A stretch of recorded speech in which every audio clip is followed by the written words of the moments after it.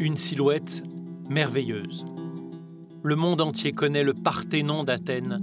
Mais ce que l'on sait moins, c'est que le monument a été pillé au XIXe siècle par un lord anglais, Thomas Elgin, qui a fait arracher 100 des 160 mètres de la frise en marbre précieux. Georgia Sifty est guide sur l'acropole. À tous les visiteurs, elle explique d'abord où se trouvaient ces frises. Les frises se trouvaient à la partie supérieure du temple. Vous voyez, il y a la partie qui s'appelle en grec architrave. C'est ici, précisément, qu'étaient fixés les blocs de marbre de 7 tonnes chacun qui ont été emportés par les Anglais. Pour les historiens, ce n'est pas seulement un vol, c'est comme si on avait carrément amputé le site antique, sculpté il y a 2500 ans. Ce n'est pas que ça appartient en Grèce, ça appartient à l'acropole, ça appartient au temple Parthénon. Le musée britannique dit qu'il a acheté les frises, mais nous nous considérons Lord Elgin comme un voleur. Et qu'est-ce que vous êtes quand vous acceptez quelque chose par un voleur? Un receleur. Le receleur, c'est donc le British Museum de Londres qui expose depuis 1816 la frise. Selon un récent sondage, même les citoyens britanniques sont majoritairement favorables à la restitution des marbres. Moi, je les rendrais.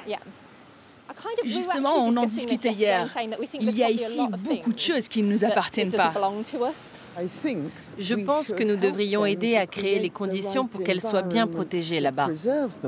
En réalité, les Grecs possèdent déjà cet écrin. Le musée de l'Acropole est d'une beauté spectaculaire. Et surtout, il a inscrit dans son architecture l'espace exact pour accueillir les frises. Pour le moment, c'est une copie en plâtre blanc qui occupe les murs. Et par endroits, comme ici à gauche, il y a du marbre original. La partie de la frise que les Anglais n'ont pas eu le temps d'emporter. Ça se voit que c'est des moulages. Nikos Stampolidis est le directeur général du musée.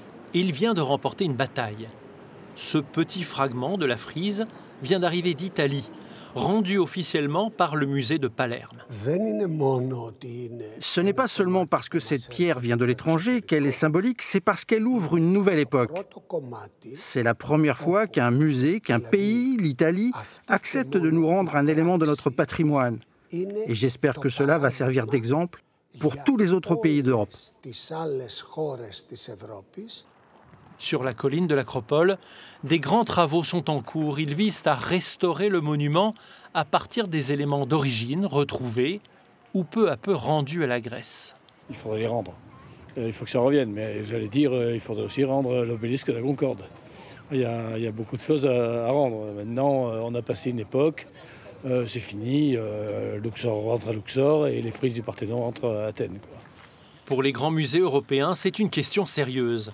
Aider les Grecs à recomposer l'Acropole, cela signifie restituer des trésors, comme cette tête de femme, dont l'original en marbre se trouve au musée du Louvre.